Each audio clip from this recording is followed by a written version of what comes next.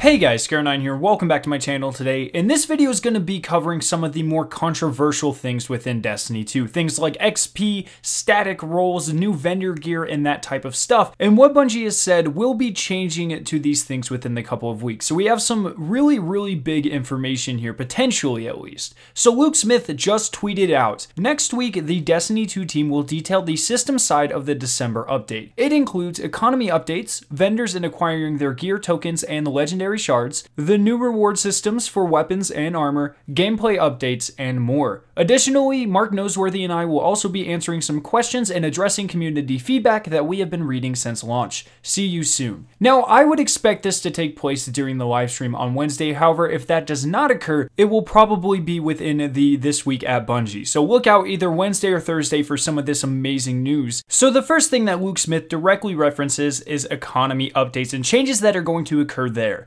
Vendors in acquiring their gear, tokens, and legendary shards. So first off, I think they were going to make legendary shards way more useful. I'm sitting on like 10,000 right now. Something needs to change with them. They need to be more useful. They need to help you get more loot. Obviously, we all know the tokens thing has been kind of messed up, specifically with the raid. You know, it doesn't feel as rewarding as some people would like it to. And then finally, vendors and acquiring their gear. So I assume they're going to have some type of system like in Destiny 1 where they would have their weapons always available and you can go and buy them specifically, maybe with these legendary shards. I would like to see that. Now, the next thing he covers are investment updates, new reward systems for weapons and armor. Obviously, we have covered this one quite a bit. I want strike-specific rewards, and I want better prestigious raid loot. But other than that, I like the way that weapons and armor are given within Destiny 2. There isn't anything too annoying about this system to me. I don't know. I know a lot of people like to complain about this, but I don't really see why. The reward systems, for the most part in the game in general, is pretty great. Just make it so we don't get as many duplicates from exotic engrams, make it so that the prestigious activities are more useful and more rewarding, and then make it so maybe we can buy these specific weapons from these vendors,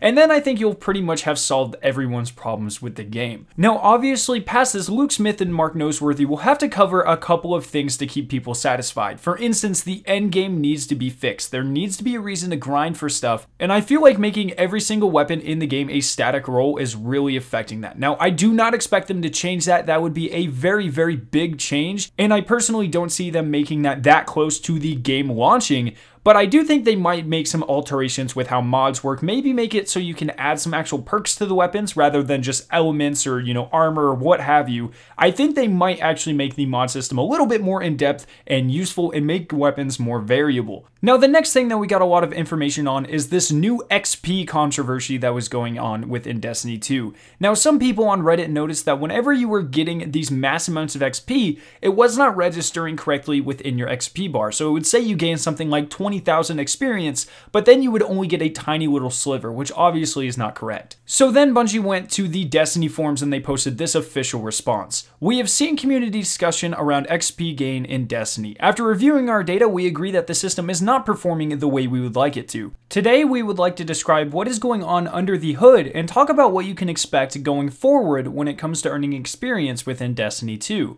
Currently, XP will scale up when playing longer or fixed duration activities like Crucible competitive multiplayer matches and the Leviathan raid, and XP will scale down when playing activities that can be quickly repeatedly chained like grinding public events. And we are not happy with the results, and we've heard the same from the community. Effective immediately, we are deactivating this system. So if you guys don't understand what he's talking about there's effectively a stacking XP buff or nerf going on when you are repeatedly doing different activities. If you are playing activities that take a long time like Strikes or Crucible, each consecutive match will then reward you with more and more XP. And this is actually really good because it entices the player to go ahead and do these activities that you wouldn't really normally have a reason to play. Of course, with Season 2 coming up, all of the things from Season 1's Eververse are going to be completely gone from the game. So if you don't have them, you won't be able to earn them. So these people wanting to get everything from the Bright Engrams are obviously going to be grinding these activities to get XP. And so I think that the stacked multiplier on XP is actually a really good thing. However, they did say that on quickly repeatable events, things like public events, I imagine things like patrols and this sort of thing,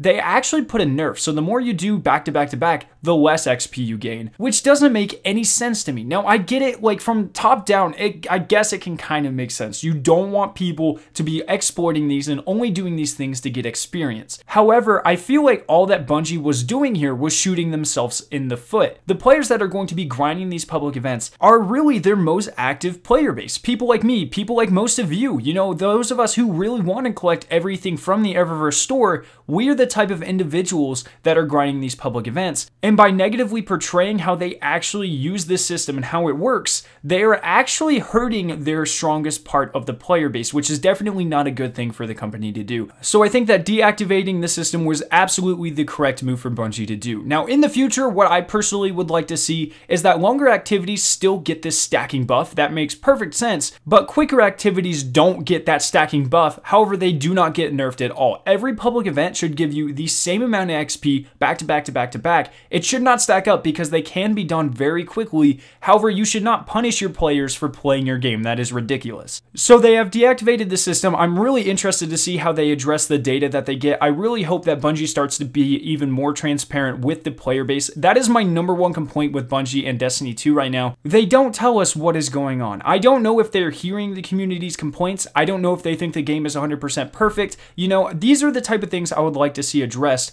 And with these small problems I do have with Destiny 2, I would like to know that Bungie hears them. Personally, I'm really excited for them to balance out the vendor system. I really want more reasons to go get these weapons, and I'm hoping that tweaks to the vendor and the mod systems really help fix this. But let me know your predictions down in the comment section below. I hope you guys did enjoy this video. If you did, make sure to leave a like rating and to share it with your friends. If you are interested in watching either of the two videos on screen, you can click their respective annotations to be taken to them. If you are brand new to my channel, make sure to hit the giant version of my logo on screen to be subscribed for more awesome Destiny 2 videos and live streams. Thank you guys for watching today, and I will see you in my next video.